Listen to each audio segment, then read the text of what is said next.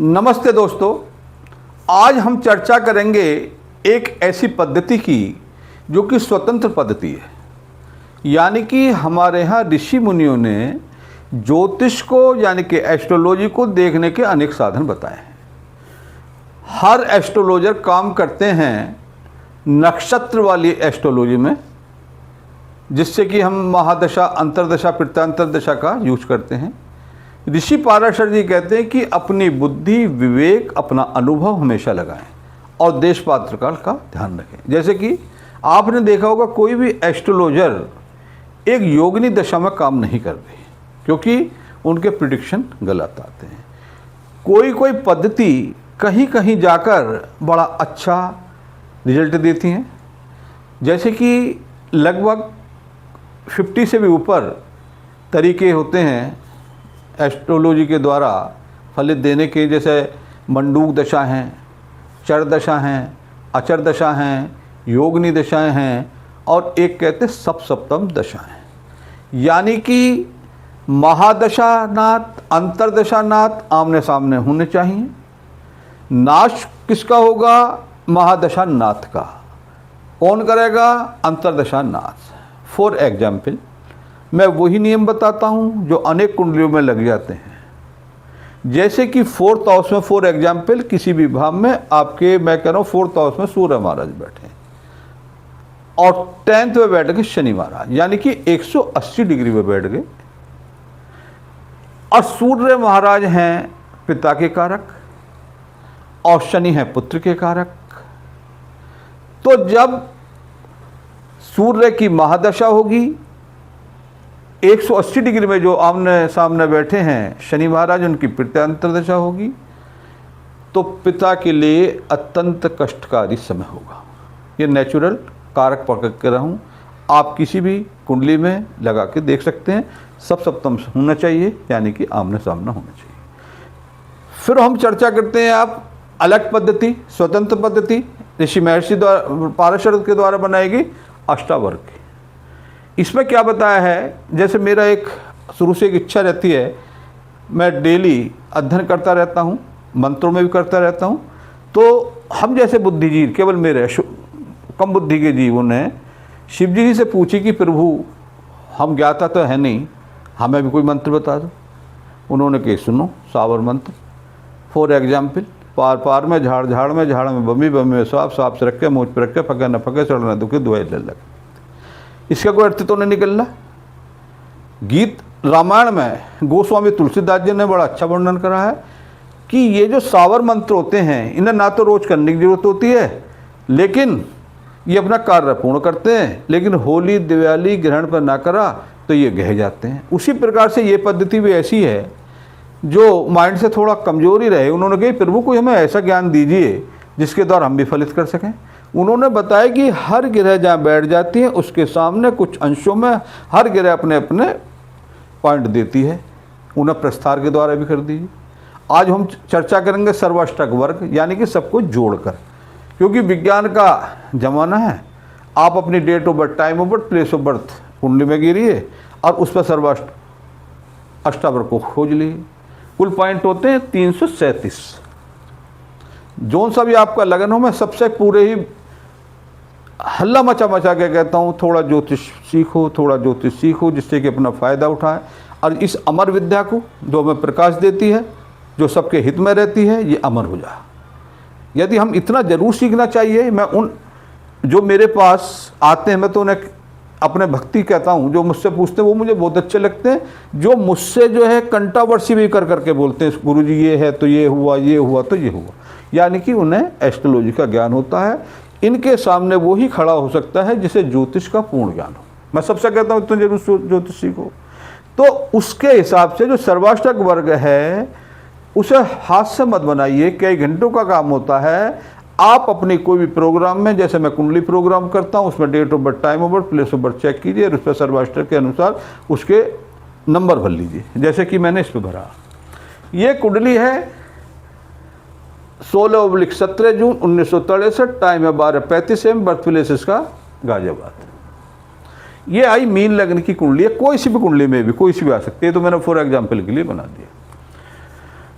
तो आप सर्वाष्टक वर्ग को खोलिए, जो आपका लग्न है यहाँ, आप उस पर ये नंबर भर दीजिए जितने भी आने हैं, और उसके हिसाब से आप घुमाते रहिए। ये इनका जो टोटल आएगा वो आएगा 337 यानी कि 337 है।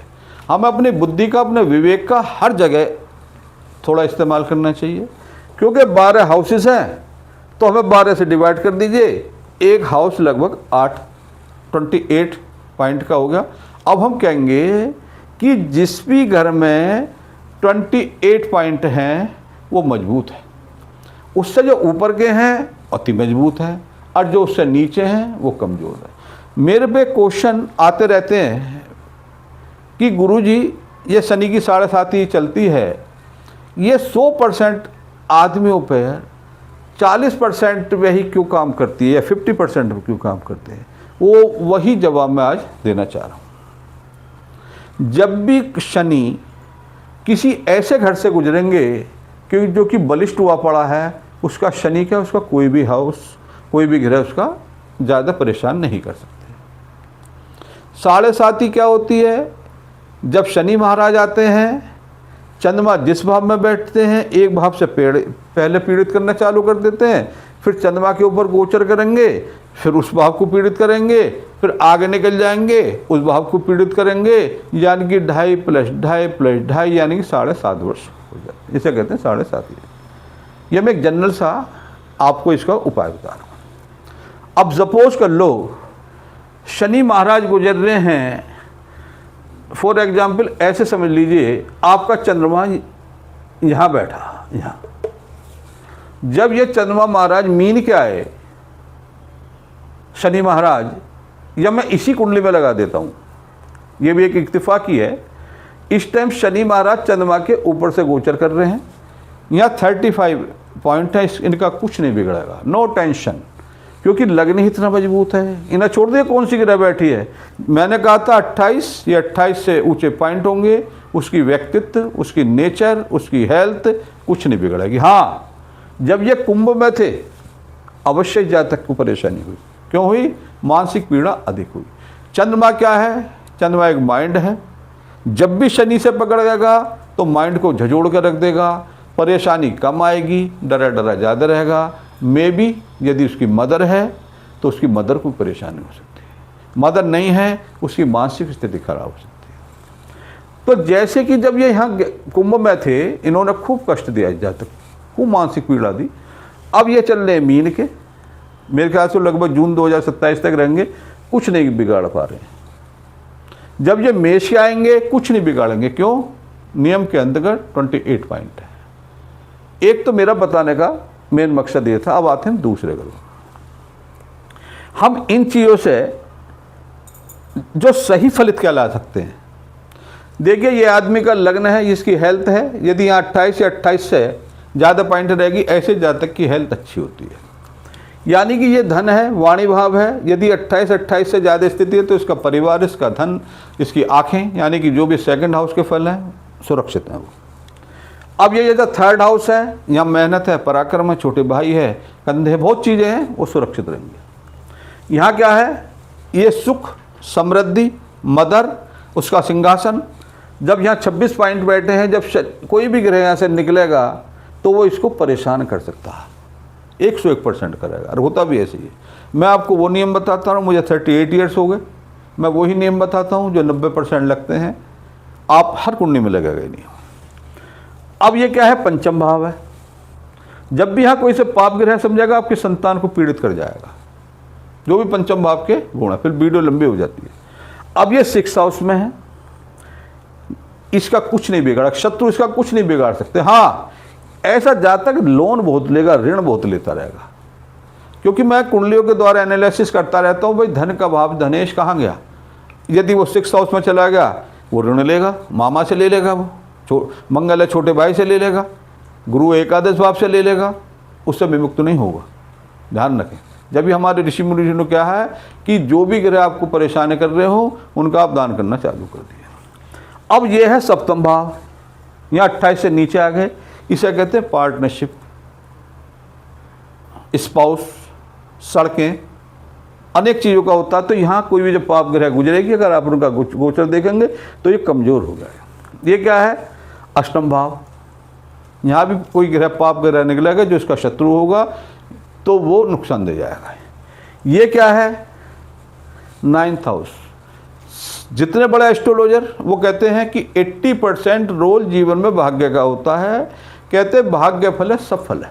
यदि भाग्य मजबूत है तो आप बहुत परेशानियों से लड़ जाओगे। अब आते हैं प्रोफेशन भाव। ये भी 26 पॉइंट है। यानी कि कोई ग्रह इनकी अगर शत्रु राशि से गुजर गई, ये महाराज केतु हैं, ये भी इन्हें धोखा दे सकते हैं क्योंकि भाव में ताकत नहीं है। मैं फिर बता रहा हूँ, ये स्वतंत्र विद्या है। अब ये एकादश भाव जो मैं आपको बताना चाह रहा हूँ, यानी कि जातक जितना प्रोफेशन में मेहनत करेगा उससे ज़्यादा उसे फल मिलेगा। यदि यहाँ ज़्यादा होते यहाँ कम होते उल्टा हो जाता। अब गेन भाव में हो गए 41 जो कि 28 से काफ़ी ज़्यादा हैं। और 12th हाउस सबको पता है, यह इन्वेस्ट है, गलत इन्वेस्टमेंट है, वह है, हर चीज़ का हासिल है, तो यहाँ कम होना अच्छा होता है। यानी कि जातक जितनी गेन करेगा वो फिजूल खर्ची नहीं करेगा। इसके विषय में इसके अनेक तरीके हैं। हम अपना गोचर भी देख सकते हैं, हम अपने नित्य ये भी देख सकते हैं कि आज हमारा मन कैसा रहेगा, क्योंकि हम तो 30 से 35 समय 40 मिनट मिलते हैं वार्तालाप के लिए। जितनी हम जल्दी से जल्दी उस कुंडली का एनालिसिस करते हैं हम कर देते हैं न। एक एक कुंडली आप अपनी ज्योतिषी के खूब लगाओ, 1-1 घंटा लगाओ, 2-2 घंटे लगाओ, आप देखो कि 101% आपको सही फलित मिलेंगे। ज्योतिष गलत नहीं है, हमारे द्वारा प्रिडिक्शन गलत है। हम कभी कभी छोटी छोटी बातों को इग्नोर कर जाते हैं। तो यही मेरा कारण था आज बताने का कि किस को शनि नुकसान दे जाते हैं और किस को नहीं देते। ये जो 7.5 बनाई है ऋषि मुनियों ने गलत नहीं बनाई है, क्योंकि जब जिस भाव में शनि होता है और चंद्रमा होता है, चंद्रमा में मन माइंड पहले भाव से ही शनि महाराज जो कि हमारे कर्मों के दाता उसे पकड़ लेते हैं। भाव कमज़ोर है, यदि हमारे घर में चोर आ जाते हैं, हमारी अच्छे अच्छे ताले लग रहे हैं, अच्छे अच्छे स्टेनलेस स्टील की चद्दरें लग रही है, कौन आएगा? इसी तरीके से डिपेंड ऑन द भाव। ये भाव है, भाव मजबूत होगा कुछ नहीं बिगड़ेगा। आगे मैं चर्चा करूंगा अष्टावर्ग पद्धति के द्वारा जो 101% हर होरोस्कोप में लगेगी। वो बीच बीच में बताता रहता हूँ, अब बताता रहूँगा, आगे भी बताऊँगा। आज मैंने बताया यदि आपके प्रोफेशन भाव में कम पॉइंट हैं, गेन में ज़्यादा हैं, तो आप प्रोफेशन में जितनी मेहनत करोगे उससे ज़्यादा फल मिलेगा। 101% फार्मूला लगेगा या 41 है। सपोज दैट यहाँ पर 28 है और यहाँ 30 है, तो कहते हैं ना कि जातक यार बड़ा बहुत अच्छी उसके रिसोर्सेज में हैं, लेकिन वो धन का दुरुपयोग कर जाता। अब यहाँ कहते हैं ना यार जातक भाग्य का कमज़ोर है। यदि यहाँ 28 या ज़्यादा 28 से ज़्यादा पॉइंट आ जाएंगे तो वो जातक भाग्य का मजबूत हो जाएगा। देसी भाषा में कहते हैं बिगर भांग पिए जैसा।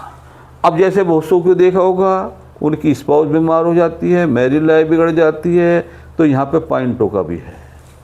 तो ये जैसे घूमती रहती हैं, ये अलग स्वतंत्र विद्या है। यदि आपको इसी तरीके की कोई भी वीडियो बनवानी हो आप मुझे मैसेज कर दिया करें। देर सवेर हो सकती है बिजी होने के नाते, लेकिन मैं आपको समय समय पर जो भी आप पूछना चाहते हैं, जितनी मेरे पे ज्ञान है या जो ईश्वर ने मुझे बुद्धि दिया है, मैं आपको सोल्व करने की हमेशा कोशिश करता रहूँगा। जय श्री राम।